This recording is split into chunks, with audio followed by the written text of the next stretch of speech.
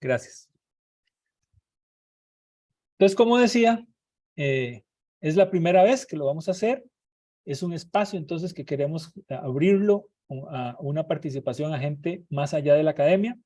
No exclusivo, pero digamos, más allá, facilitarle la participación de gente más allá de la academia con unas exposiciones más orales o inclusive más visuales, ¿verdad? A través de fotos, de videos, etcétera, lo que la gente considere.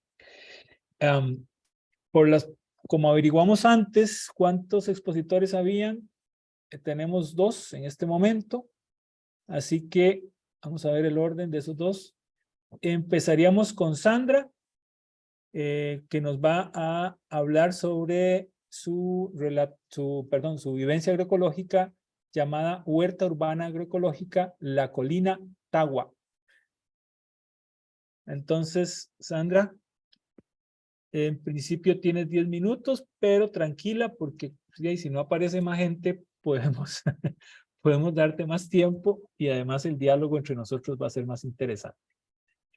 Así que adelante, Sandra.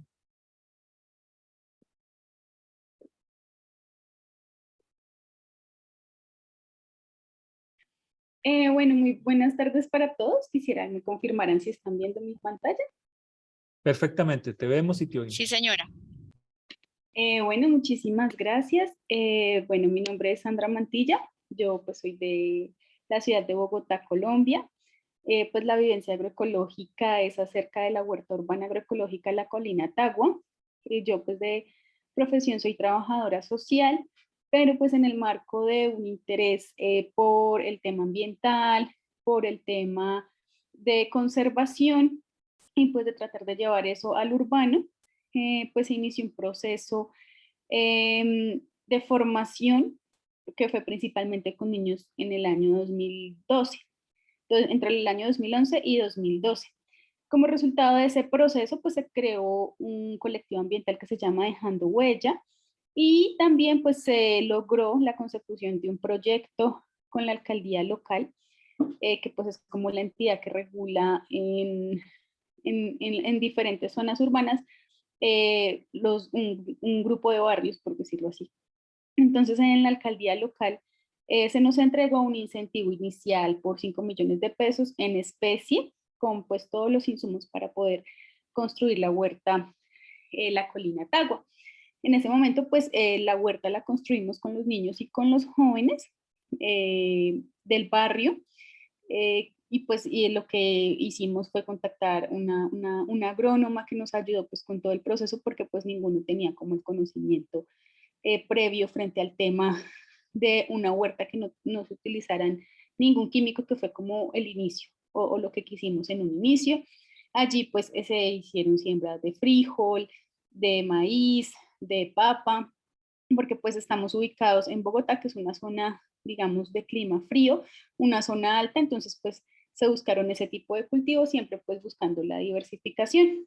Esto pues fue en el año 2013 y desde allí pues hemos venido como teniendo un proceso donde muchas personas nos han visitado en la huerta y han tenido un acercamiento, pues además de la visita, como un acercamiento con el tema de residuos, con el tema de compostaje, con el tema de, bueno, qué es lo que hacen aquí, y pues lo que nosotros siempre hemos querido es que también sea pues una escuela agroecológica. Lo ha sido, digamos que muchas personas que han pasado por el espacio pues han ido a sus lugares y han tratado de replicar o en sus propias casas pues tienen la huerta. Algo muy importante acá, que pues es como el principio agroecológico al que nosotros le apuntamos, es el incremento de materia orgánica y actividad biológica.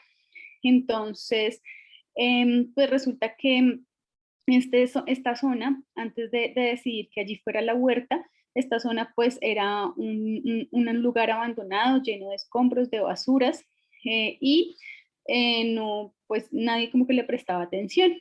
Entonces, bueno, el primer reto fue hacer la limpieza del espacio para poder establecer allí la huerta, entonces recoger toda la basura, tratar de hacer como el ejercicio de educación con las personas de, venga, lleve la basura al lugar que corresponde porque acá esto va a ser un espacio diferente. Luego de eso, pues el otro reto fue al quitar como la capa vegetal que había, pues efectivamente la zona era un relleno y en lo que encontrábamos, y pues era una zona que había sido una fábrica de tubos, entonces de hecho encontramos residuos de tubos, escombro, bueno, un suelo bastante difícil, por lo que pues tuvimos que cavar más o menos unos 30, 40 centímetros, casi 60 podría decir, para poder aplicar cal y poder como empezar a llenar de tierra. Digamos que ese fue el mayor reto porque a pesar de que se hizo ese trabajo, en los primeros años uno podía rastrillar un poquito para mover la tierra y de todas maneras el suelo era bastante arcilloso y compacto. Entonces, si comparamos el suelo que hay hoy al suelo que había en esa época, pues está muchísimo más recuperado. Pues luego de eso han venido pues pasando diferentes personas en la huerta, nos hemos mantenido algunos en el proceso y han ido personas mayores, jóvenes. Tenemos el apoyo de un jardín infantil que queda en el barrio que se llama Aprendiendo a Jugar, quienes nos llevan los residuos de los almuerzos de los niños y los desayunos. Ellos nos llevan los residuos semanalmente en un balde porque pues hemos promovido también que se deje de utilizar un poco el plástico. Pues la imagen que ustedes ven, la segunda imagen, es el primer lombricultivo que tuvimos, pues, lo hizo una de las personas que asiste a la huerta y pues fue más bien artesanal.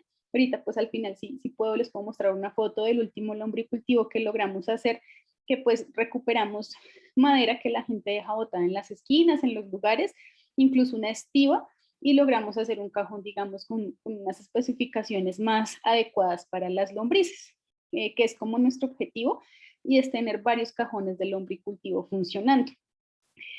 Lo que se hizo en esa época fue también enterrar los residuos picados para que la tierra pues empezara a tener más capacidad orgánica. Obviamente pues en ese proceso también nos asesoraban personas de la Universidad Minuto de Dios, estudiantes, que nos decían que pues el tema con eso era que se podía transmitir hongos a las plantas. Entonces esa práctica digamos que ya no la hacemos, pero en una época nos sirvió mucho para enriquecer el suelo. Lo mismo, pues el barrio donde queda ubicado, que es Ciudadela Parque de la Roca, pues es un barrio que en general tiene muchas zonas verdes y arborización.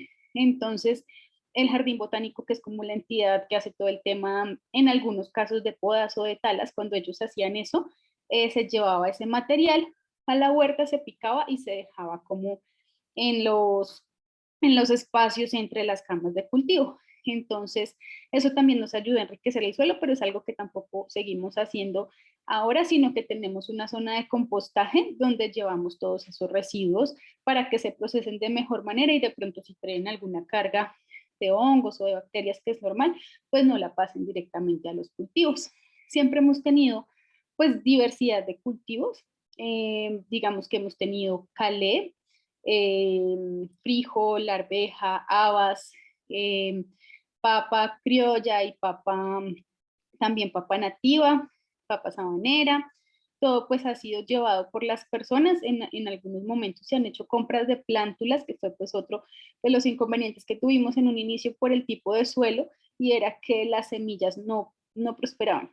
Hoy en día pues es un poco distinto y ya ciertos tipos de semillas, en general las más grandecitas prosperan, pero digamos que en esa época no nos prosperaban las semillas, entonces teníamos que comprar las plántulas.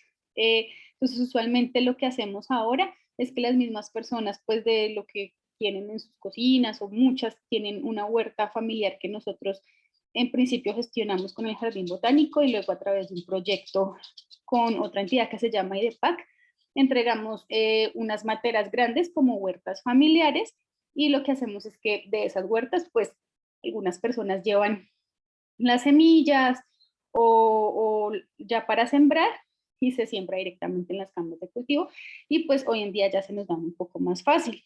También hemos tenido cultivos de uchuva. Lo que queremos, digamos, ahorita pues es empezar un proceso de vincular más personas para que nos entreguen sus residuos. Digamos que hay alrededor de unas 4 personas del barrio que ya tienen el hábito de llevar los residuos. Nosotros hacemos el trabajo, digamos, fuerte los días sábados con el grupo de personas que ustedes ven en las fotografías. Y pues como hay personas que por diferentes razones a veces no pueden ir, pues otros van entre semana. Entonces, lo que hacemos los sábados es que también recibimos esos residuos, los revisamos, los clasificamos, porque lamentablemente también hay personas que no saben hacer la separación, que es el trabajo que hemos también venido haciendo, de pues ser muy claros que casi todo el material va para el lombricultivo, por lo que pues no pueden ir cosas cocinadas, ni huesos. Nosotros también pedimos cáscaras de huevo, pero entonces algunas personas no las llevan separadas, sino que las llevan dentro de los residuos. Entonces tenemos que hacer todo ese proceso de separación, de picar, para pues nosotros alimentar adecuadamente las lombrices rojas californianas. Entonces, bueno, estas familias ya nos llevan esos residuos, pero lo que queremos es empezar a hacer una especie de piloto en el cual vamos a ir vinculando mensualmente de a 3 familias, y para que más o menos a los 2 meses nosotros les entreguemos también abono para su huerta familiar o para sus plantas, tratando pues de incentivar que llegue pues menos residuo al cuarto de basuras y a su vez pues al relleno sanitario de la ciudad. Entonces digamos que a lo que le estamos apostando en este momento, y viendo pues toda la experiencia que fue bastante compleja, yo puedo ponerle más o menos unos 3 años, 4 años, en el que fue invertirle muchísima materia orgánica al suelo para que hoy en día pues se vea como es, para que las plantitas no crecieran, muchas crecían un poquito en clenques y demás. Hoy en día pues con todo el trabajo de picar la cama, de incorporar ya el abono preparado, bueno, de todo lo que se hizo anteriormente, pues eso ha generado que ya crezca muchísimo más fuerte, que se les vea como una salud diferente. Utilizamos también pues muchas plantas aromáticas, tenemos romero, tenemos hierbabuena pues para el tema de la alelopatía, y pues queremos seguir como en esa línea. Y también pues estamos como en un principio pues fue todo muy experimental, muy empírico, pues de pronto utilizamos muchos cultivos de hoja. Entonces queremos como hacer un proceso de nitrogenar el suelo también a través del frijol, para luego volver a empezar a hacer pues todo el proceso de rotación de los cultivos, y de que en la zona principalmente se dan cultivos de raíz, por ejemplo papa, cubios, entonces para poder volver a hacer como ese ciclo. Pero pues digamos que nuestra idea principal en este momento es aumentar y seguir aumentando la materia orgánica del suelo. Entre insectos, pues nosotros tenemos diferentes, pues en el lombricultivo llegan naturalmente lo que son los marranitos, no sé si en los otros países se dice de la misma manera, y las tijeretas, y pues en el suelo nosotros hemos visto arañas, bueno, obviamente también tenemos las orugas, y tratamos a veces de generar algunas trampitas con las mismas hortalizas para que ellas no lleguen directamente al cultivo. Y tenemos mariquitas, porque pues hay unos cultivos, especialmente la especie que es la col rizada o el calé, que le llega mucho el pulgón, entonces la mariquita llega ahí. Pero entonces nosotros digamos que vemos que toda la mejora del proceso y de que lleguen todos estos insectos, incluso también aves, es debido también a que se ha enriquecido el suelo, y pues eso ha mejorado toda la calidad de las plantas. Qué caballada. Vos le conecté, te hablé con la demás, Dios me lo jodió. No sé si todavía me queda tiempo o...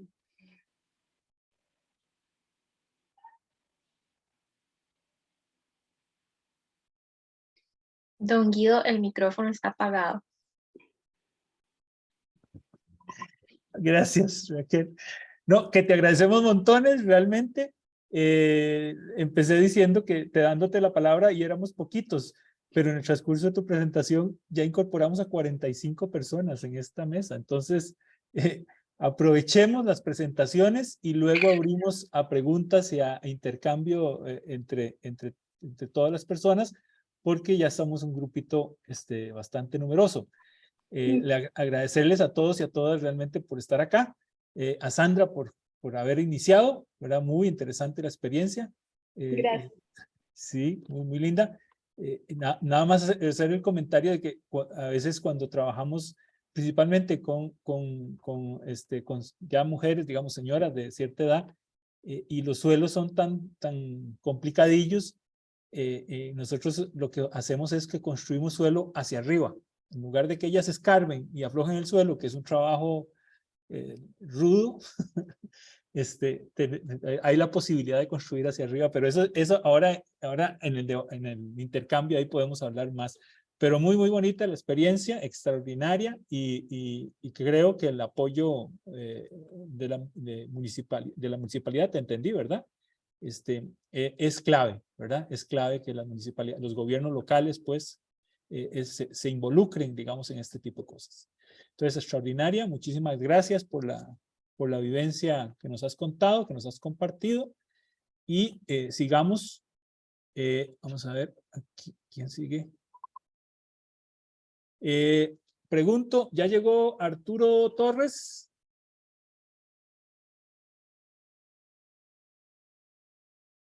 Con la vivencia Historia Colectiva de la Huerta Comunitaria Nambí. No, no está todavía. Ok, entonces seguimos con el tercero, que es Gustavo Moreno, con la vivencia microorganismos, organismos que aportan vida a nuestra huerta. Gustavo, ¿estás por ahí? Bueno. ¿Y Marcela Dumani? No, todavía parece que no. Entonces, Patricia Alzugaray, con la vivencia de Huerto Comunitario 249, tienes la palabra.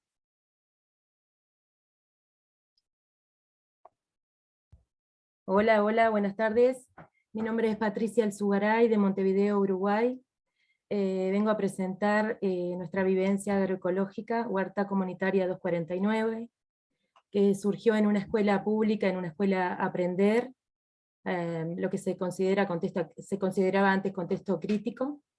Una escuela que está ubicada en Malvin Norte, dentro de una cooperativa de viviendas que se llama Covizunca, o sea, en el medio urbano de la ciudad, ¿no?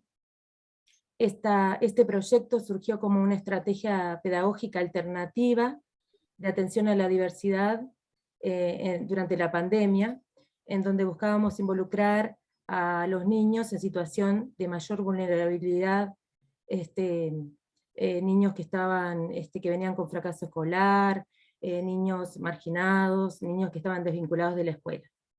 Entonces el proyecto Huerta Comunitaria fue una motivación para que ellos se acercaran, al igual que sus familias, para que se involucraran, y nosotras como maestras comunitarias lográramos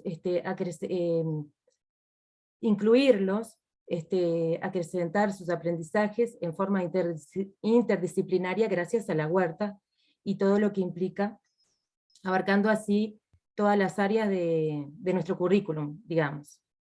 Entonces, cuando hicimos el diseño del proyecto, y estábamos en pandemia, tuvimos que tender redes, ¿no? Redes en la comunidad, y ahí logramos el apoyo, el aval del municipio, porque el predio que teníamos estaba, bueno, digamos con escombros, pastos altos, no teníamos el terreno adecuado para la huerta. Entonces tuvieron que traernos máquinas, nivelaron el terreno, bueno, en fin. Luego con los niños diseñamos todo el proyecto, los canteros, y ahí las familias comenzaron de a poco a involucrarse. Gracias a ese involucramiento de las familias, de los vecinos, que comenzaron a salir de las cooperativas de vivienda, que son como 700 familias o más que viven en estas cooperativas de viviendas, empezaron ellos mismos a empoderarse de la huerta. Entonces la huerta salió de las aulas, y se comenzaron a acercar jóvenes que ya se habían alejado de la escuela, familias, padres, abuelos que estaban recluidos durante la pandemia, y bueno, se le hicieron propia a la huerta y el proyecto creció. Ahí, por medio de las redes sociales, actores privados y públicos nos continuaron apoyando. Entonces logramos donaciones hasta el punto de que en la actualidad hicimos otro proyecto de la huerta sustentable y orgánica, logrando el acopio de agua de lluvia de los techos de las cooperativas de viviendas, para tener el riego por goteo en nuestra huerta, por ejemplo. También se involucraron estudiantes de la UDELAR, realizando la extensión universitaria, y ahí ampliando la investigación, y trabajando en talleres interdisciplinares y intergeneracionales, o sea, adentro de la huerta no importa la edad, no, todos aprendemos unos de los otros, y no importa la clase social. Los vínculos son tan sanos, digamos, y saludables que bueno, hace que todo crezca en esta huerta, en este proyecto. Y obviamente para niños que están incluidos o que vienen con rezago escolar, bueno, los motiva a seguir aprendiendo, en eso de que cada uno aporta desde su pequeño conocimiento que tenga. Y ya la maestra deja de ser quien tiene el poder, digamos, quien tiene el conocimiento, no, ahí todos aprendemos los unos de los otros. Así que bueno, considerando los principios básicos de la agroecología, nuestros objetivos son la resiliencia, la solidaridad, el resignificar el trabajo del medio rural en la ciudad, también, bueno, la alfabetización agroecológica, nuestra base, ¿no? Y la seguridad alimentaria. También saliendo de la pandemia, seguimos colaborando con las ollas populares, que tuvieron un importante papel en la pandemia, y bueno, entonces todo lo que sembramos y cosechamos se regala a las familias que más necesitan, se comparte, se cocina en la escuela, por los niños cosechan, bueno, siembran, cosechan, cocinan, utilizando, bueno, todos métodos orgánicos, tratando de resignificar la semilla, la importancia de la semilla orgánica, pero todo esto no es nada nuevo. Para nosotros en nuestra educación pública uruguaya hemos tenido grandes maestros precursores con estas ideas, y la educación en el medio rural aún tiene vigencia. Para eso recordamos las misiones sociopedagógicas de grandes maestros y referentes como Agustín Ferreiro, Julio Castro, Miguel Soler, que en nuestro sistema educativo bueno, fueron baluartes, ¿no? Y todavía nos muestra su vigencia. Y para cerrar quisiera decir unas palabras de Eduardo Galeano, otro grande uruguayo. Él nos cuenta: en plantaciones de la costa de Surinam, selva adentro, antes de escapar de colonos holandeses, las esclavas robaban granos de arroz, de maíz y frijoles, y los escondían en sus enormes cabelleras, haciendo como graneros. Cuando llegaban a los refugios abiertos de la jungla, las mujeres sacudían sus cabezas y así fecundaban la tierra libre. Gracias. Muy bien, muy bien. Y, perdón, me faltó algo más. Un enorme agradecimiento a Guido Barrientos, que ha tenido durante meses mucha paciencia de ayudar a esta maestra a llegar a Costa Rica y a poder realizar las giras agroecológicas, y a otro grande, también con mucha paciencia, a Santiago Moringa, que es el coordinador de las giras agroecológicas que estaremos realizando. Bueno, un honor para mí poder participar y compartir con la red de mujeres sancarleñas, por ejemplo. Y estoy muy emocionada de poder llegar a esos días. Muchas gracias. Muchísimas gracias a vos, Patricia. Nos habías dicho al inicio que tal vez ibas a compartirnos un videíto y te quedan algunos minutos. Bueno, lo intento. ¿Cómo hago? Ahí con Raquel, ahí te ayuda. Abro el video. Ya tienes el permiso para compartir pantalla. Ajá, abajo. Compartir pantalla. Ajá.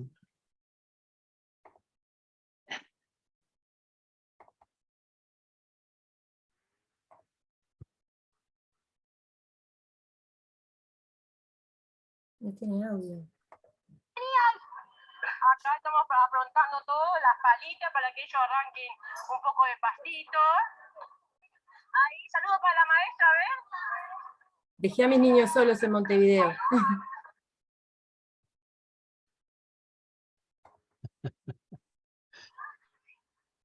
maestra. ¿Ando? Maestra, vení pronto.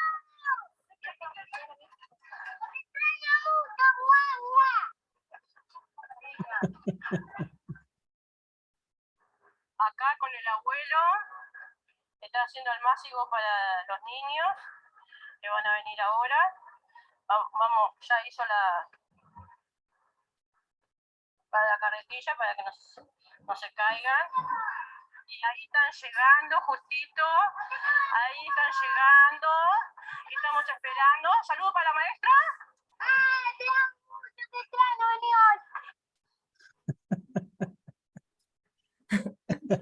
En forma autónoma se quedaron cuidando la huerta. Como verán.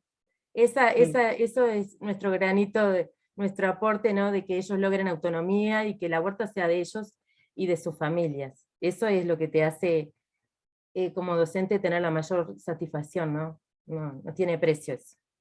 Bueno, muchas Sí. gracias. Claro, gracias a vos más bien por compartir esa hermosa experiencia. Creo que los niños y las niñas le meten mucha pasión a lo que hacen y eso es importantísimo, digamos, ¿verdad? Para que las cosas salgan muy bien. Y además son como un buen enlace para involucrar al resto de la comunidad, a los Claro. abuelos, ¿verdad? Las mamás, papás, en fin, ¿verdad? Todos los otros actores que están cerca de ellos y que yo estoy seguro que cuando los niños llegan a la casa cuentan todo lo que hicieron y jalan a los otros miembros de la familia, los jalan para que les ayuden. Y bueno, como vos dijiste, ¿verdad? Finalmente el resto de la comunidad termina involucrándose de alguna forma, ¿verdad? Que también creo que eso compartimos con la primera vivencia que nos mostró también, ¿verdad? Allá en Colombia, ¿verdad? Donde la comunidad termina de alguna forma involucrándose y apropiándose del espacio. Muchísimas gracias. Vamos a preguntar aquí a los que están con la sala con nosotros. ¿Llegó algún otro expositor? Ya les digo quiénes son. Arturo Torres, la historia colectiva de la huerta comunitaria Nambí. ¿No está Arturo? Gustavo Moreno, con los microorganismos, organismos que aportan vida a nuestra huerta. Ok, ni Marcela Umani. Sí, No. sí, yo sí estoy. Ah, ya llegó Marcela. Ya llegué, sí. Ok, qué dicha, Es Marcela. que estábamos en una mesa redonda y nos costó mucho. Bueno, me vine y se quedó ahí la gente todavía. Sí. Duros de que cierren. Bueno, Marcela, pues vas vos.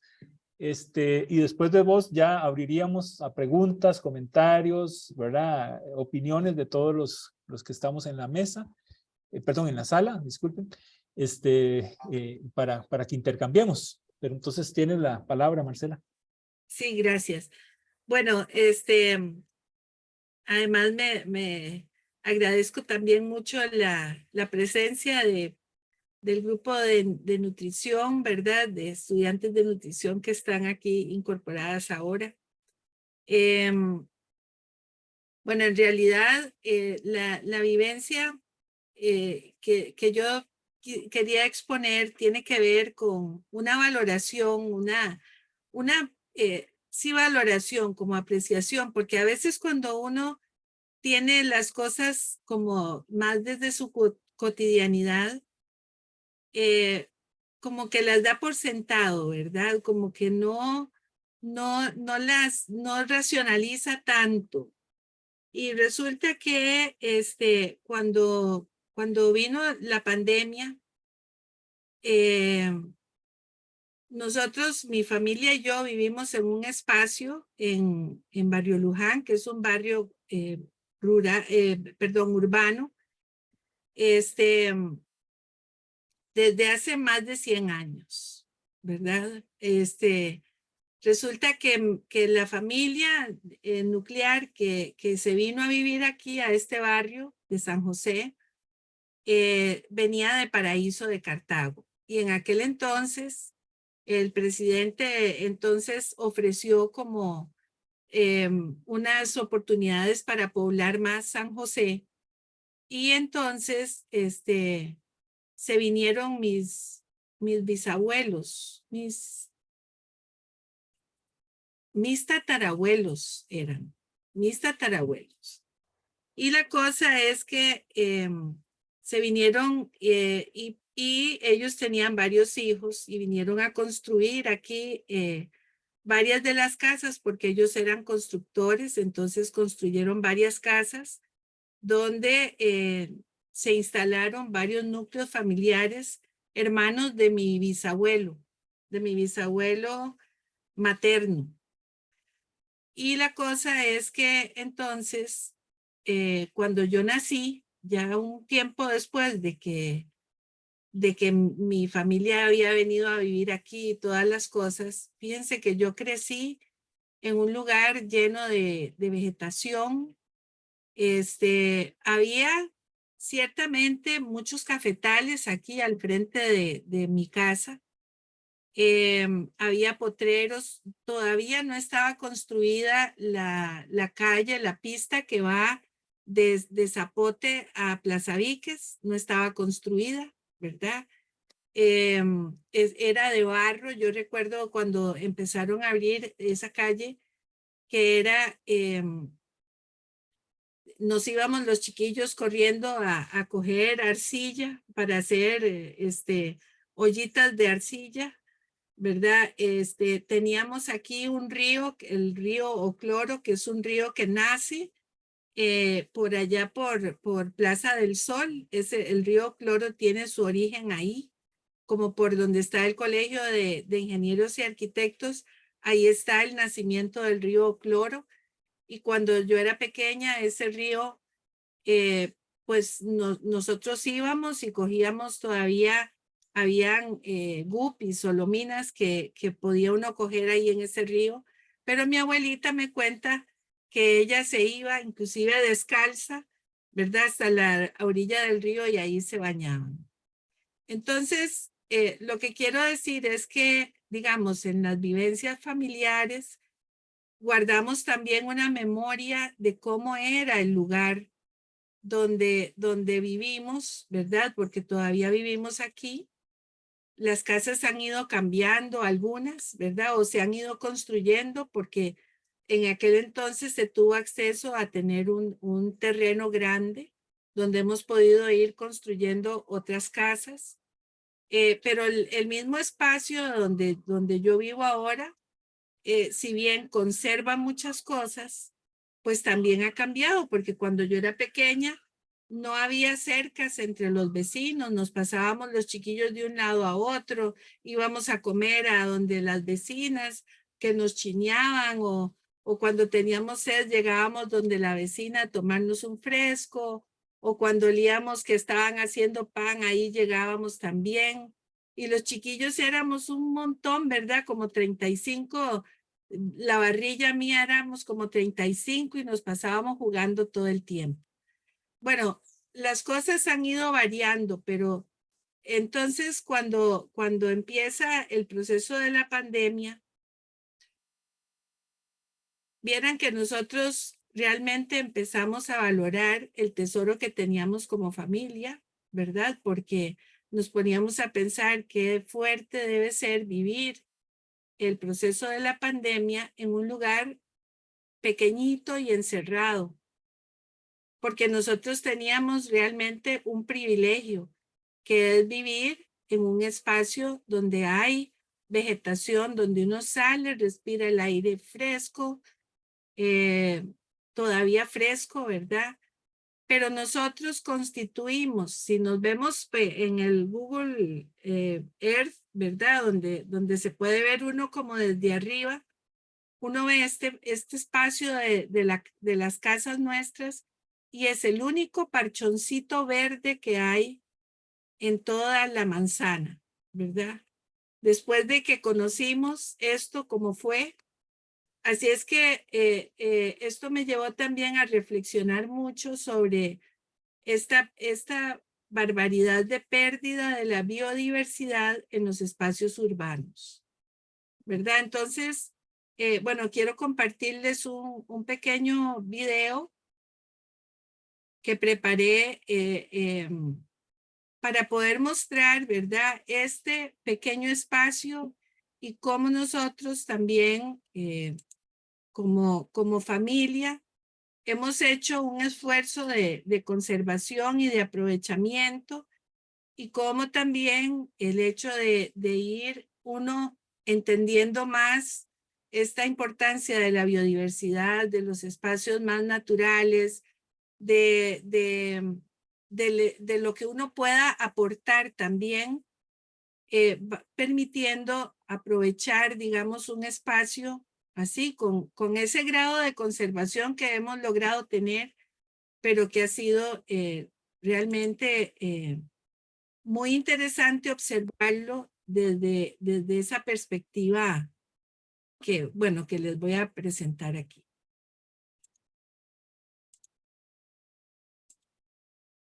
Ay, yo no sé si...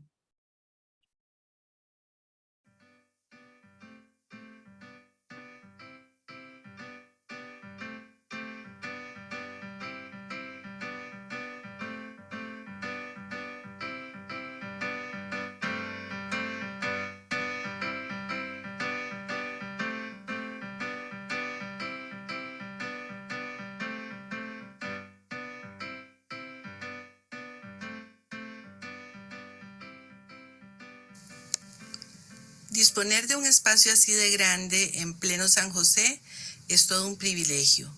Si se tiene ese privilegio, hay que aprovechar la oportunidad y la tierra disponible.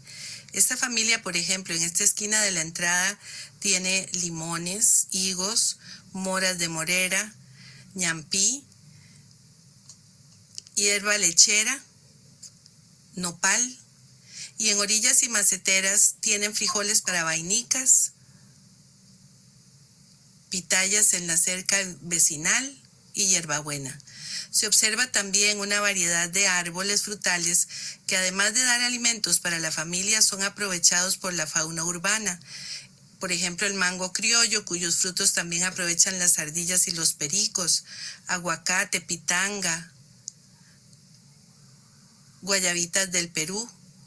Estos hermosos árboles de cas que se llenan de pájaros diversos y sus cantos, que producen cases varias veces al año y también se reproducen ellos. Nísperos, manzanas de agua. En este espacio urbano encontramos muestras de biodiversidad natural, la cual es testigo del no uso de herbicidas en este terreno. Son plantas utilizables como alimento o por sus propiedades medicinales que se reproducen sin la intervención humana, como por ejemplo anisillo, hierbamora riquísima en nutrientes, llantén, árnica, apazote, tomate silvestre, coayote, frambuesas, malva excelente en fresco para el estómago, y algunas en las que se hace evidente la acción de los pájaros como diseminadores de semillas, como es el caso de estos chilitos picantes, estos arbolitos de papaya que están creciendo y los arbustos de café.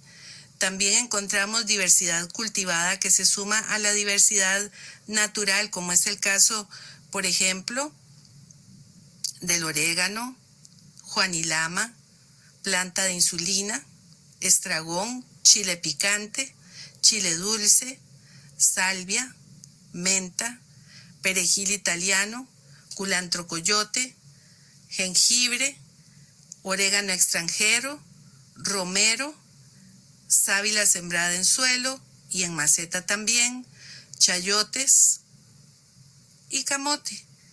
En este espacio familiar urbano también se llevan acciones como reproducir ciertas plantas para sembrar más o regalar aprovechando material reciclable, producir ciertos alimentos en ciertas épocas, como por ejemplo esta variedad de frijoles y otros, o también ayotes, compostear aprovechando los residuos de la cocina y las hojas secas de los árboles o los materiales de poda.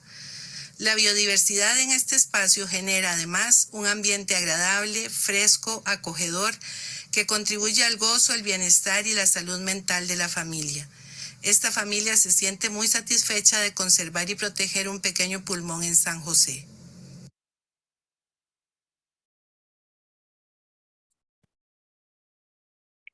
Bueno, entonces, realmente, pues valoramos así, ¿verdad? El espacio, este video fue hecho en el 2020, creo, sí, en el 2020, pero el espacio se mantiene, ¿verdad? Estaba pensando que hasta más cosas hay, porque el mismo compostaje que lo empezamos a hacer justamente al inicio de la pandemia, empezamos a compostar.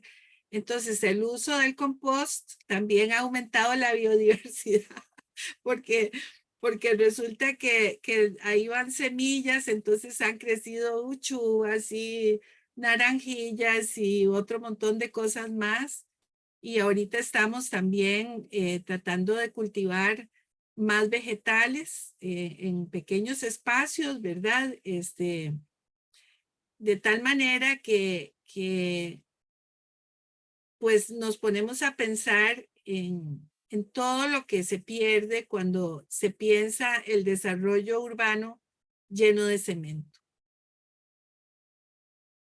Muchas gracias. Gracias a vos, Marcela. Precioso, precioso video y preciosa esquinita. Extraordinario.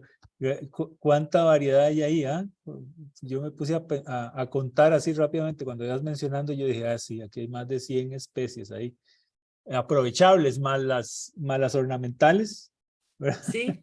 Es No, impresionante. y lo triste es que, por ejemplo, aquí en los vecinos, porque nosotros, digamos, confluyen varios patios, ¿verdad? Como en el centro de la manzana. Y los vecinos de aquí atrás habían comprado un terreno a una familia que tenía muchos árboles muy variados, pero de cosas inclusive que yo no he vuelto a ver, como una variedad de pera, el perote, que no sé, no he vuelto yo a ver perotes, ¿verdad? Y todo lo botaron, todo. Había otros árboles de cas, ¿verdad? Como esos árboles grandototes que hay ahí, por ejemplo, bueno, esos árboles están aquí por donde yo tengo mi casa, pero en el patio de mis papás también hay un árbol grande de cas. Bueno, había varios árboles de cas, ya no hay. Y, y sin embargo, bueno, vivimos también muy contentos porque aquí las ardillas crecen y crecen un montón de pájaros también, ¿verdad? Entonces, eso también le sumaba a ese tiempo del encierro, ¿verdad? Que era muy interesante también poder observar a los animales que venían aquí, ¿verdad? Y disfrutar de ellos también. Extraordinario, excelente. Muchísimas gracias, de verdad, Marcela. Creo, y voy a volver a preguntar por última vez, pero si no han llegado los otros expositores, abrimos a la conversación entre nosotros. Espérese para buscarlos. Aquí, no, aquí. Arturo Torres o Gustavo Moreno. No, lamentablemente no están con nosotros. Entonces, para abrir un poco el diálogo, ya saben, pueden preguntarle a cualquiera de las 3 expositoras que tuvimos. Tuvimos experiencias de Colombia, de Uruguay y de Costa Rica, pueden preguntarle a cualquiera o pueden tal vez compartir, ¿verdad? Alguna experiencia o algún comentario, digamos, que ustedes consideren. Yo por lo menos quisiera abrir un poco la reflexión a partir de un elemento que creo que para las 3 es común, que es que aunque estamos hablando de zonas urbanas y en nuestra América Latina, ustedes saben que las ciudades han crecido a un ritmo impresionante, muchas veces con muy poca planificación y más bien generando una serie de problemas importantes como el congestionamiento, como la vulnerabilidad a inundaciones o a deslizamientos, ¿verdad? Ahora en Costa Rica que está lloviendo tantísimo, ¿verdad? Que es impresionante este invierno, hace rato no veíamos un invierno tan lluvioso, ¿verdad? Es casi que historia de todos los días ¿cuál comunidad se inundó hoy con el aguacero de hoy? Esa es la pregunta que uno hace cuando uno se sienta a ver un noticiero, ¿verdad? Y en buena parte es porque hemos tapizado todo de cemento, ¿verdad? Le hemos negado al agua la posibilidad de que se infiltre, y todo queremos que todo lo absorban los ríos, pero además de agua le tiramos un montón de basura y los ríos entonces el caudal se reduce, las alcantarillas se obstruyen y por supuesto entonces cuando llueve es terrible, ¿verdad? Pero bueno, en ese contexto urbano, aún en ese contexto urbano, tenemos población que tiene una historia relativamente no muy vieja de ser población rural o que por lo menos tuvo familiares en la parte rural, campesina, que sabe, que conoce algo de la parte ¿verdad? De vida en el campo y que es una población que sigue de alguna forma interesada en ese vínculo con la naturaleza y que cuando salen estos espacios de huertas o en nuestras casas nos queda espacio con tierrita, ¿verdad? Ahí nos aflora de alguna forma, digamos, nos aflora esa cultura que traíamos, ¿verdad? Esa cultura heredada de alguna forma, ¿verdad?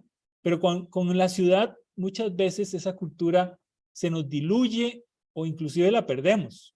Acá en Costa Rica recordemos, aquí le llamábamos los solares, que eran como el patio trasero de las casas, ¿verdad? Y en ese patio trasero, ahí la familia tenía algunas plantas, árboles, incluso hasta animales menores, gallinas, chanchos, etcétera, plantas medicinales, plantas ornamentales, en fin, era como un elemento clave de la calidad de la vida de las familias y de la nutrición de las familias, ¿verdad?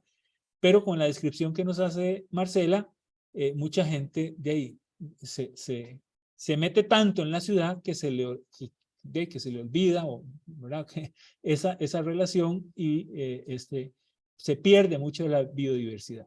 Pero lo mismo, digamos, en estos huertas comunales, vean que la historia de la huerta comunal en Colombia y en Uruguay tenían algo muy interesante, que empezaron en lotes de que nadie quería, en lotes que eran un montón de escombros y de un basurero posiblemente, ¿verdad? Y ahí tuvieron que quitar todo eso para encontrar la tierra otra vez para empezar a cultivar. Entonces, yo por lo menos les plantearía a las tres que nos hablen un poquito de eso, cómo esa historia, esa cultura, ¿verdad? Muy arraigada a lo rural de América Latina todavía nos influye y cómo la estamos perdiendo y qué efectos nos está provocando esa pérdida a la hora de venirnos a vivir a las ciudades, ¿verdad? Con otro ritmo de vida y otra forma, digamos, de ver la vida totalmente diferente. Si quieren, les doy la palabra como hablaron. Sandra, Patricia y finalmente Marcela. Sandra. Bueno, pues sí, yo creo que de hecho el realizar la huerta ha sido pues todo un reto, también porque muchas personas, pues por la misma vida de la ciudad, a veces dicen, no, es que yo no tengo tiempo, es que yo quiero ir, pero es que en el transporte me demoro 2 horas, bueno, muchas cosas, o es que el sábado se lo dedico a mi familia, pero también hemos encontrado, como decías, muchas coincidencias de personas que, pues particularmente en Colombia, muchas personas a la localidad donde yo vivo, que es San Cristóbal, llegaron por el tema del conflicto armado, llegaron de unas zonas rurales, se asentaron pues como en los bordes sur, los bordes orientales, y pues en su época llegaron San Cristóbal tenía muchas fábricas, era de ladrillo y de tubos, eran como la actividad principal, pero que no dejaron de, al lado de esos espacios, construir sus propias huertas porque venían de esas zonas del país. Entonces, de hecho, muchas de las personas que han participado en la huerta tienen esa historia de, bueno, me vine, en especial las personas mayores, me vine de, no sé, del Tolima, del Huila, y pues acá encuentro como esa conexión con eso que dejé atrás. Incluso en su propia casa hacen así sea un espacio con mucho cemento, así sea con materas, lo hacen, porque pues es como la forma de relacionarse. Pero digamos que sí ha sido un reto bastante fuerte el tema de que haya más personas vinculadas al proceso. Muchas veces lo que hacen es llevarnos los residuos o ir y llevarnos las cáscaras de huevo como manera de participar, pero digamos que quedarse al trabajo pues fuerte de labrar la tierra, de cultivar, ha sido un poco más complejo. La mayoría de personas ya son personas que de pronto no tienen no como, o sea, sí tienen una fuente de empleo, pero no es una fuente de empleo que les ocupa tanto tiempo, o pues ya son personas mayores que, pues, digamos, no les preocupa otro tipo de cosas. Eso nos ha pasado. Gracias, Sam. Patricia. Y yo creo que el consumismo, la globalización, la vida que llevamos, que hace el multiempleo, todo eso, claro, no posibilita que podamos tener todos huerta en casa, ¿no?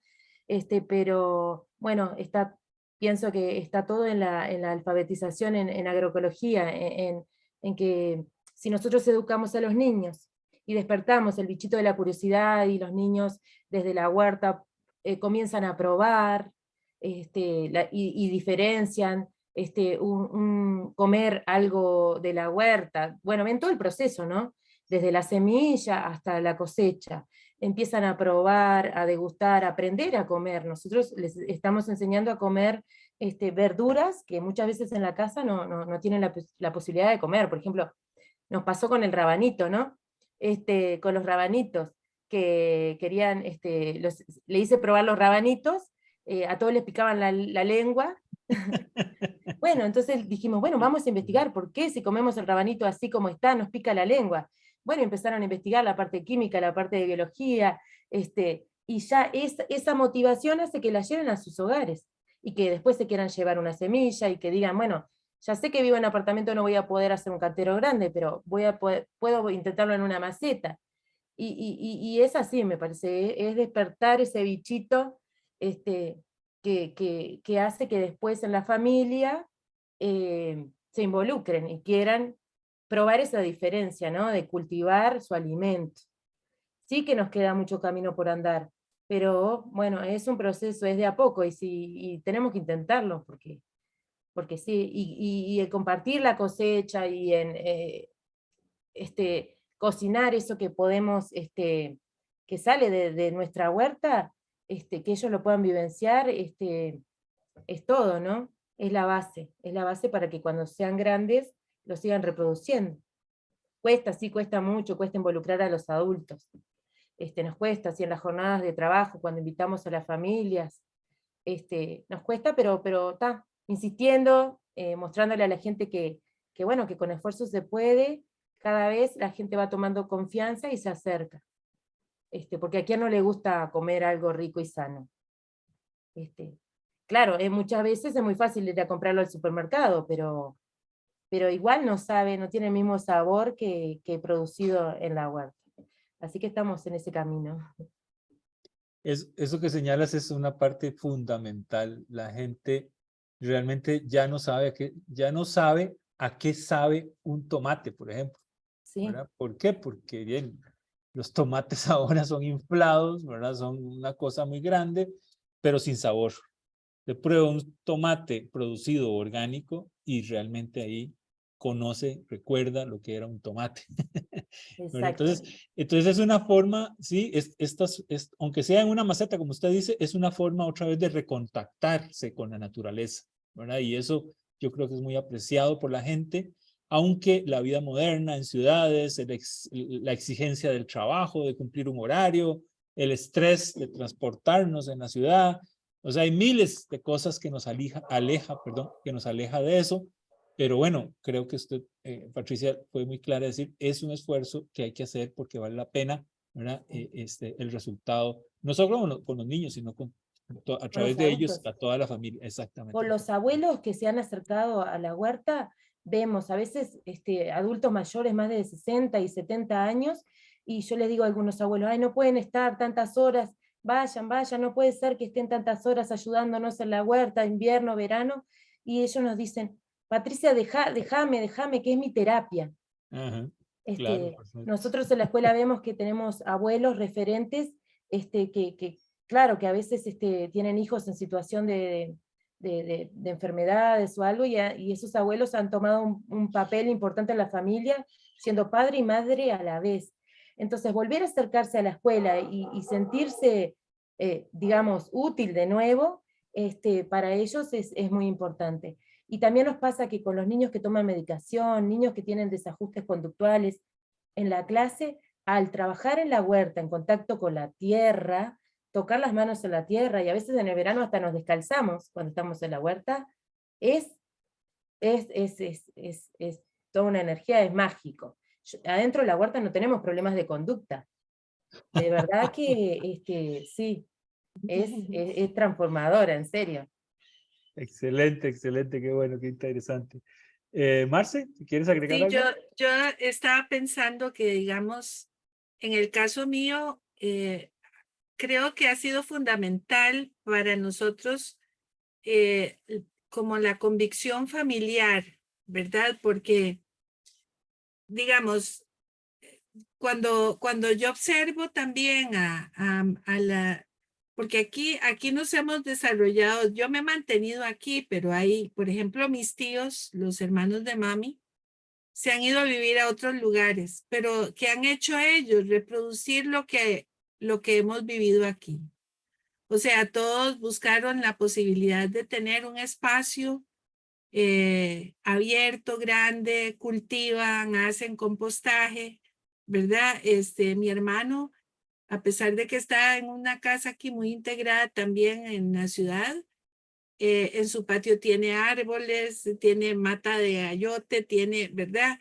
Entonces, esa parte como de la formación es muy importante, ¿verdad? Esa convicción que se tenga, como uno desde chiquito es formado bajo estos valores, bajo esa valoración, ¿verdad? Esa apreciación.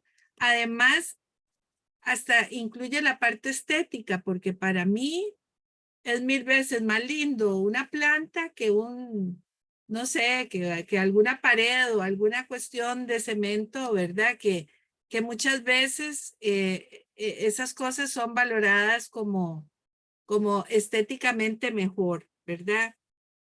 ¿Qué cosas siento yo que se pierden con esta forma de ver el desarrollo? Bueno, yo por lo menos puedo ver de mi niñez cómo nosotros, los chiquillos que vivíamos aquí en el barrio con muchos más espacios, con mucha más vegetación, más árboles, más de todo, hemos perdido comida porque nosotros andábamos por aquí, si nos daba hambre nos encaramábamos en algún árbol o los árboles de casa en la tarde, estábamos nosotros ahí jugando bate en la calle. Y si nos daba hambre, nos veníamos soplados a hacernos un fresco de caso, ¿verdad? Que es riquísimo con leche, el cas con leche es delicioso. Y aquí cerquita había una panadería, así es que ya teníamos tienda de la Marce, tarde. perdón, Ajá. Marce, que te interrumpa. El CAS es autónomo acá de la zona, entonces allá Sí, en Uruguay y en Colombia no lo conozco. no lo conocen, es familia de la guayaba, de las, sí, es una mirtácea, es un árbol grande, es ácido, y Costa Rica efectivamente es el país que más produce y que más consume cas también. Es una fruta muy rica en hierro y en vitamina C también. Bueno, la cosa es que después había árboles de jocote también, que es otro fruto muy apetecido por acá. Y naranjas y nísperos y, ¿verdad? O sea, los chiquillos andábamos ahí sin ninguna dificultad para, para cortar frutas y comer, ¿verdad? Pero también el juego, es decir, el espacio de conservación de biodiversidad que implica tener espacio con tierra, ¿verdad? Nos permitía jugar en la calle, nos permitía andar, conocer, ¿verdad? Más, porque el asunto del cemento y de, no sé, de la forma en la que se ha desarrollado la ciudad, que la gente vive ahora tan encerrada también, como con tan poco espacio, limita para mí de forma muy importante el desarrollo durante la niñez. Entonces,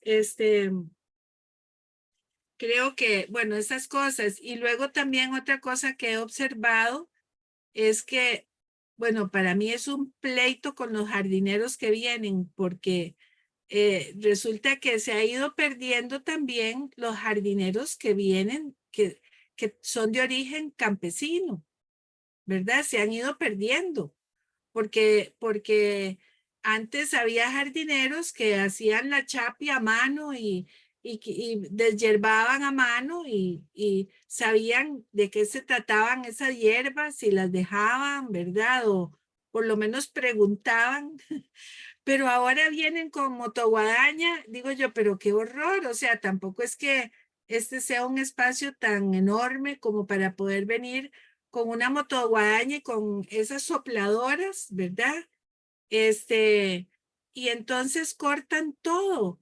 Hay que darles una indicación o andar detrás, porque los mismos jardineros o las mismas personas que trabajan en jardinería actualmente desconocen de muchas plantas, ¿verdad? O sea, no es gente que tenga un conocimiento de diversidad, desgraciadamente. Entonces, bueno.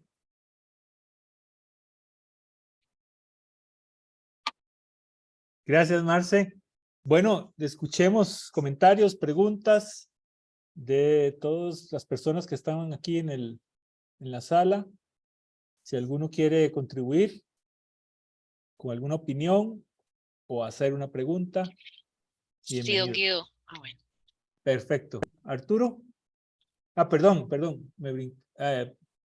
¿estaba Arturo primero o vos, Silvia? No me percaté. Es que yo la puse en el chat, pero no sé si alguien estaba recogiendo Ah, las preguntas. Pero si don Arturo quiere, puede iniciar, no hay problema. Yo después le hago la preguntita mía. gracias, Silvia. Tranquila, Silvia, participe usted primero. Sí, Bueno, dale, Silvia. gracias, muy amable. Es una pregunta para la doctora Mantilla, que quería saber qué experiencia ha tenido con su proyecto de huertas urbanas con el trabajo de adultos mayores, porque sí vi que la otra compañera dice que más bien le tiene que decir a los adultos mayores que se vayan por la cantidad de sol. Es decir, me interesa mucho ver ese nivel de compromiso que se ha podido experimentar con esta población. Bueno, sí, de hecho con los adultos mayores es un tema particular porque para ellos, pues como es una forma de conexión con esa zona rural en la que ya no habitan, para ellos estar en la huerta, pues como decía la compañera, es una terapia, ¿no? Ellos les gusta muchísimo estar en la huerta. También había algo particular que yo observaba mucho y es que a veces la huerta se convertía como en la excusa, ¿sí? O sea, ellos iban, sí trabajaban la tierra, pero hay que tener en cuenta que muchos de ellos no, pues ya no tienen la capacidad física, digamos, para el tema del cultivo. Entonces, muchas veces algunas señoras llegaban mientras los señores adultos mayores trabajaban, ellos llegaban y se sentaban y empezaban a hablar y a contar. Algunas me contaban de sus enfermedades, mientras yo deshierbaba y les ayudaba también. Ellas también hacían como el trabajito ahí de deshiervar mientras hablaban, pero era más el tema de, bueno, contaban de sus enfermedades, de su casa, de las historias de sus hijos, o de hace 20, 30 años, dónde estaban, qué hacían cuando estaban en su pueblo, y digamos que era más como el espacio de desahogo, de encontrarse, además de encontrarse con la naturaleza, yo creo que encontrarse con el otro, porque muchos en sus casas de pronto pues son los que cuidan a los nietos, o muchos están solos, como que en todo el día no hay nadie. Entonces la huerta, pues además de ser el espacio de conexión con la naturaleza, de ir a ayudar, de que en determinado tiempo podíamos sacar una cosecha, era y es también el espacio donde ellos podían efectivamente hacer esa terapia de encontrarse con el otro. Y creo que pues ese es como el objetivo primordial en una huerta urbana, ¿no? Porque en lo urbano usualmente nadie se conoce, así sea el vecino. A veces salimos a las 7, llegamos a las 8 de la noche y ni siquiera sabemos cómo se llama el vecino. Entonces es como el reencontrarnos nuevamente alrededor de un trabajo pues de la huerta y pues de una huerta además agroecológica. Muchísimas Gracias. gracias, doctora Mantilla. Arturo. Sí, este fenómeno de las huertas comunitarias urbanas, yo creo que ha sido muy interesante. Acá en Costa Rica han tomado mucho auge a partir de la pandemia por el aislamiento, ¿verdad? Hizo que la gente buscara otros espacios de esparcimiento, cobró mucho más sentido el valor de una alimentación sana, del trabajo solidario, ¿verdad? La pandemia nos hizo crecer en muchos de esos sentidos. Y creo que las huertas son espacios terapéuticos en muchas aristas, desde la actividad física. Yo trabajo con huertas comunitarias. Yo le digo a la gente que vamos a ir a hacer agrofitness, que cancelen la suscripción del gimnasio, que se vengan a hacer brazos y piernas en las huertas. Pero también es un espacio donde se construye comunidad, ¿verdad? Y nos permite conocer, como estaba diciendo Sandra, conocer a los vecinos, pero sobre todo involucrarse en temas de la política, de las comunidades, de la política social y de aprovechar espacios, apropiarse de espacios urbanos mal aprovechados, que también lo mencionaron, la experiencia de esos huertos que eran terrenos muy aislados.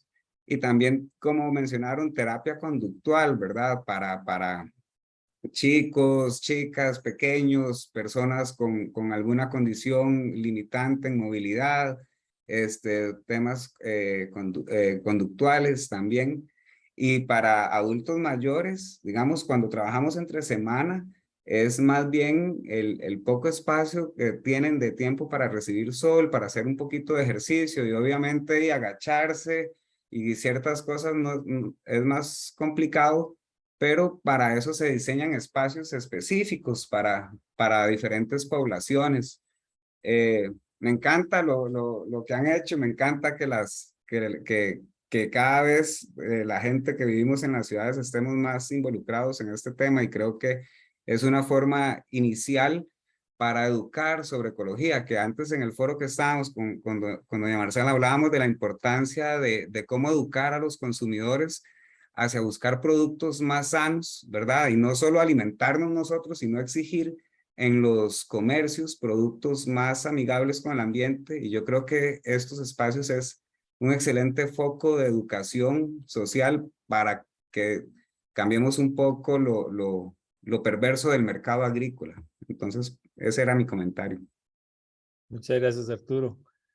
Y totalmente de acuerdo, sí, con la experiencia también, incluso ya uno que a veces le cuesta un poco agacharse. Las camas elevadas son la mejor solución para seguir teniendo contacto con la tierra, pero no tener que forzar las rodillas. Bueno, aquí en el chat nos comparte Marisol Vidal. Gracias por sus iniciativas. Debemos plantear procesos alfabetizadores en agroecología para resignificar la vida sociocomunitaria y además polinizar el tema. ¡Wow! ¡Ay! Se me pasó. ¿Qué pasó? El tema, tenencia de la tierra como alternativa para construir soberanía. Y no sé qué pasa con este chat, no soy yo, ya se movió. Soberanía alimentaria, ya. Y Sahara Yarit Méndez dice, muy bonitas las experiencias, felicitaciones, saludos desde Guatemala. Eso, compañeros de Guatemala. Bueno, y Patricia, bueno, pero Patricia está aquí, puede decirlo por ella misma. Nosotros en Uruguay estamos integrando la red de huertas comunitarias de Uruguay como forma de gestionar y difundir nuestro trabajo e iniciar la participación, incentivar, perdón, la participación. Totalmente, acá en Costa Rica también está la red de huertos urbanos y entiendo que inclusive ya han tenido participación o vínculos, digamos, con huertos urbanos en otros países y están creando como una red latinoamericana. Por cierto, Patricia, Santiago Moringa, que dijiste, que hablaste, él es de huertos urbanos y puedes hablar con él del tema. Ajá, Silvia, sí.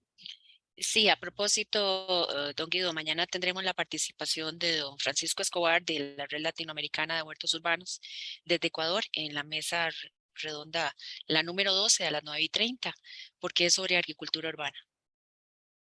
Ahora que hace referencia a la red de huertos urbanos. Ok, excelente. Entonces, para que tomen nota. Ok, ¿algún otro comentario, pregunta?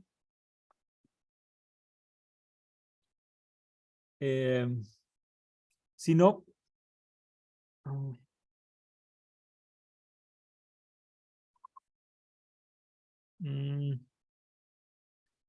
si no, tal vez el otro tema, si no hay, digamos, comentarios directos, no, ¿verdad? No veo manos. El otro tema que me parece a mí importante, que tocaron de alguna forma las tres vivencias, es el tema de la biodiversidad en las zonas urbanas, ¿verdad? Recordemos que la biodiversidad es uno de los, digamos, de los temas de crisis mundial que hoy día realmente nos tiene que preocupar. Según los especialistas dicen que con la rapidez que estamos perdiendo biodiversidad, puede que nos afecte más esa pérdida de diversidad en la calidad de vida pronto de los seres humanos, más pronto que el cambio climático. Imagínense, ¿verdad? Les doy un dato nada más, hay como 8 millones de especies de plantas, animales, insectos, y tenemos en peligro de extinción 1 millón ya en este momento, ¿verdad? Entonces, ese es un tema interesante, ¿verdad? ¿Cómo ayudamos a cuidar la biodiversidad en las ciudades? De la experiencia de ustedes tres, ¿qué nos pueden ayudar? ¿Qué nos pueden sugerir? En el mismo orden, tal vez, Sandra, Patricia y Marcela. Bueno, pues yo pienso que la huerta nos ha permitido eso de alguna manera. Pues digamos que el barrio tiene una particularidad y es que pues está muy cerca a uno de los cerros orientales de Bogotá, y dos, es un barrio que tiene más o menos como 3.000 metros cuadrados de zonas verdes con árboles, digamos que es un barrio atípico en la ciudad, por decirlo así. Pero digamos que la huerta nos ha permitido tener un acercamiento mayor con diferentes especies de aves, también con especies, digamos, de plantas, como por ejemplo la quinoa, el amaranto, que también hemos tenido pues en el espacio de la huerta, y con pues diferentes tipos de insectos, incluso cuando pues hablan ahorita del trabajo con los niños, incluso con los adultos, el hecho de ver los insectos en la huerta, muchos pues les tienen miedo, otros les parecen chéveres, y pues allí podemos ver la diversidad, ¿no? Hemos visto arañas, bueno, unas arañas que son como verdecitas, o sea, muy particulares, y ellos, digamos que eso nos ayuda mucho a identificar, pues que en un espacio pequeño la huerta pues no es tan grande, tiene más o menos unos 50 metros cuadrados, 60 metros cuadrados, y en ese sentido, en ese espacio pequeño podemos ya encontrar, cuando nosotros, por ejemplo, hacemos lo que es el deshierve y demás, pues llegan aves inevitablemente, y allá también pues las podemos identificar, las mirlas, los copetones, en la zona pues también ahí, no, ellos no se acercan tanto, pero sí tenemos toches, tenemos siempre se me olvida el nombre común, pero es el mismo gilbus, o sea, digamos que es una zona que tenemos una sábila, bueno, acá en Bogotá, yo la conozco como una sábila que le dicen macho, que está florecida, y allí ha llegado el colibrí chillón en la huerta. Entonces, digamos que nosotros hemos identificado que el hecho de tener esta diversidad en un espacio tan pequeño nos permite ver mayor diversidad también de especies de fauna. Entonces, que creo que también es una característica propia de la agroecología, y es que no solamente es producir el alimento para el consumo, sino el también imitar esos ciclos de la naturaleza que benefician no solamente al ser humano, sino pues también a los animales. Gracias, Sandra. Patricia, ¿quieres agregar algo de este tema? Bueno, nosotros en cuanto a la diversidad, al principio teníamos la presencia de familias de comadrejas en la huerta, porque si bien estamos en una cooperativa de viviendas, también tenemos cerca un parque muy grande, Y entonces ellas, bueno, vivían ahí antes que la huerta, abajo de la escuela en unas cámaras que había. Entonces las involucramos a las comadrejas también, porque ellas en el verano, cuando los niños estaban de vacaciones y la escuela estaba cerrada, se enojaban porque no tenían alimento, y entonces ahí aparecían los restos de nuestras plantas en el medio del camino, porque no son vegetarianas ellas, y bueno, nos dejaban sus muestras, y entonces tuvimos que investigar sobre las comadrejas, involucrarlas, y tratar de que los niños entendieran que no se tenían que asustar, sino que bueno, que era parte de la biodiversidad, al igual que otros animales que teníamos, y en realidad no nos molestaban tanto las comadrejas, sino más que nada nos molestaban los gatos de los vecinos domésticos y los perros, bueno, que tuvimos que aprender a convivir, respetando cada uno sus espacios. Pero todo sirve para la investigación y para el aprendizaje, ¿no? Y también investigamos eso de lo de las plagas, lo de la mariquita, la parte de biología, en la huerta, que es muy enriquecedor, para hacer otro proyecto aparte, ¿no? Por eso fue muy importante el trabajo con la incorporación de los practicantes de Facultad de Ciencias, que también tenemos cerca en Malvin Norte.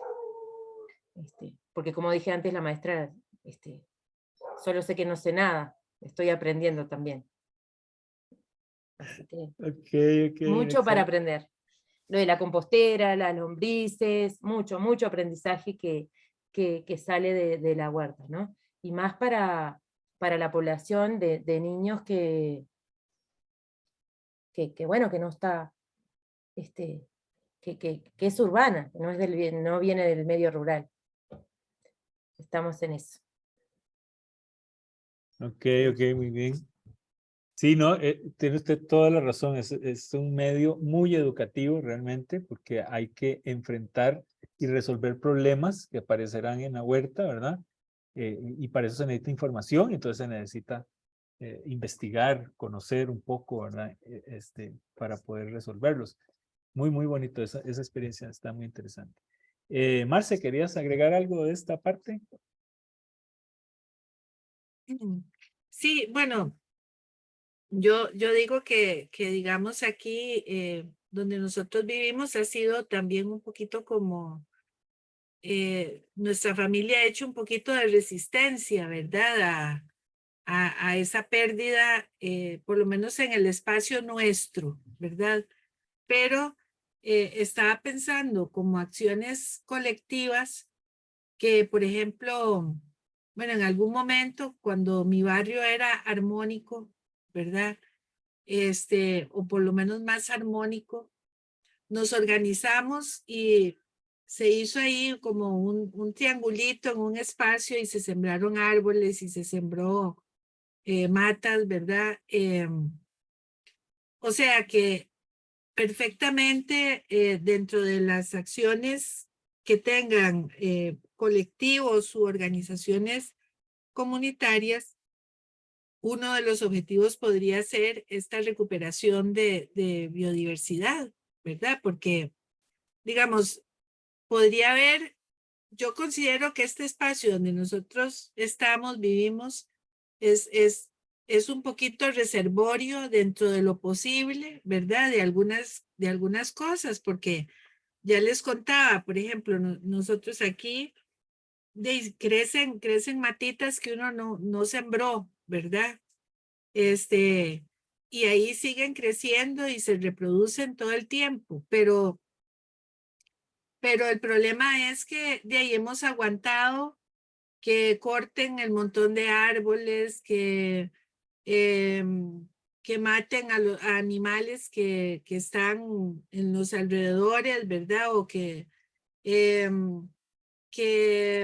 se usen también herbicidas en las labores de limpieza de las ciudades, ¿verdad?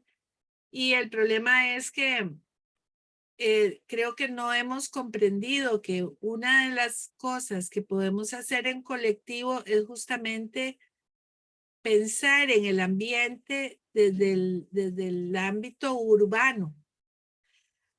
como que a veces yo creo que uno asume como habitante urbano que es irremediable el cemento, que es irremediable la botada de árboles, ¿verdad? Porque todo estorba, además, ¿verdad? Porque ensucia, porque enfea, no sé, porque genera espacios de menos seguridad ciudadana. Por ejemplo, yo me acuerdo hace un tiempo unos pleitos que hubo aquí porque unas vecinas querían cortar unos árboles porque resulta que decían que los ladrones se encaramaban en los árboles y era como su escondite para después asaltar a la gente, ¿verdad?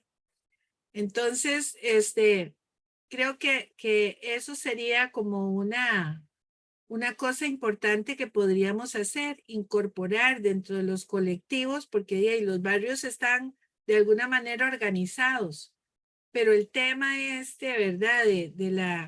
De la biodiversidad, de la cuestión sí, de la parte de la naturaleza, la recuperación de la naturaleza en estos espacios casi nunca es considerado. Entonces, creo que eso podría ser, digamos, algo de lo que podríamos empezar a aportar. Totalmente de acuerdo.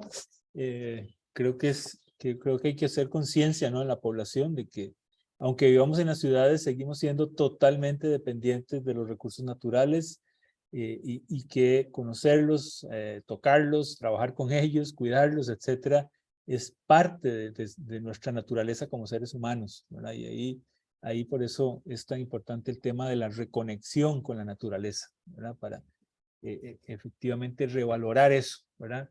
Creo que un problema serio que tenemos en la civilización occidental principalmente es que nos creemos dueños de la naturaleza, ¿verdad? Estamos por encima de la naturaleza y podemos hacer lo que queramos con ella.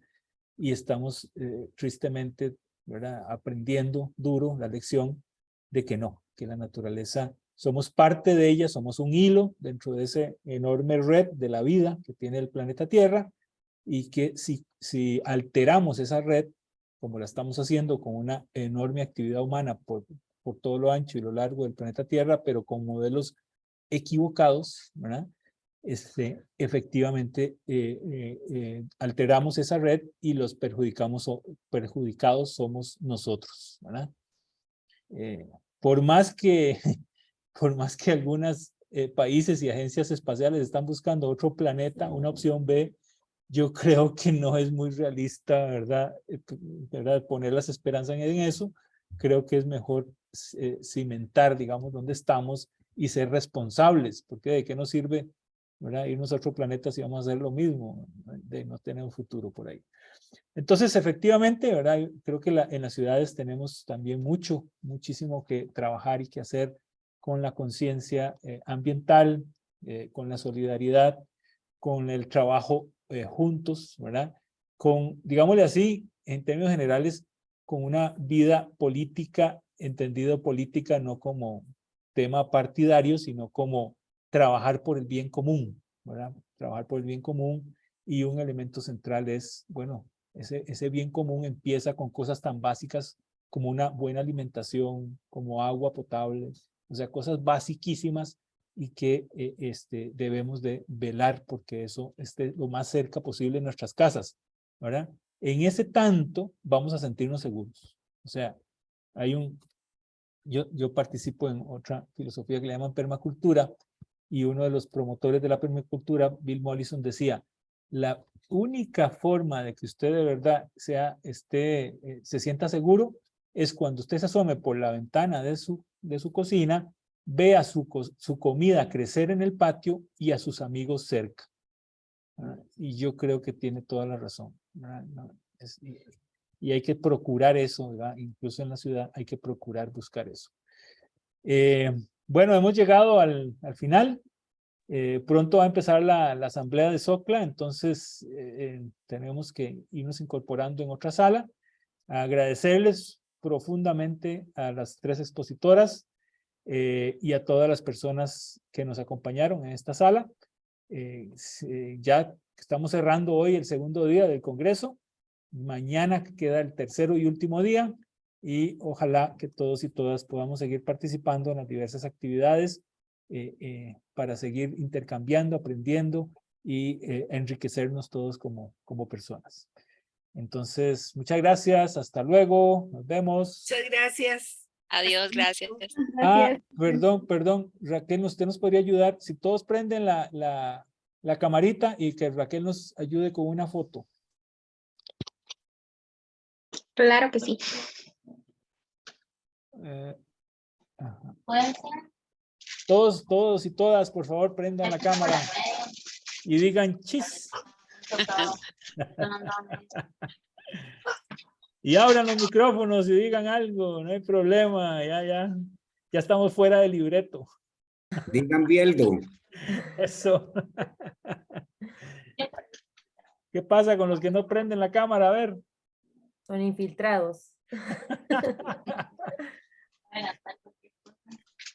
Está mandando saludos la red de huertas comunitarias de Argentina también. Ay, excelente. Dígales que les mandamos un gran abrazo por allá y a Colombia también. Bueno, Raquel, tómanos la foto. Ok. Y 1, 2 y 3. Y whisky. Listo. Muchísimas gracias a todos y todas. Gracias de verdad. Gracias. Chao. Gracias. Hasta luego. Bueno, hasta luego. Que estén muy bien. Luego. Igualmente. Bueno, hasta luego.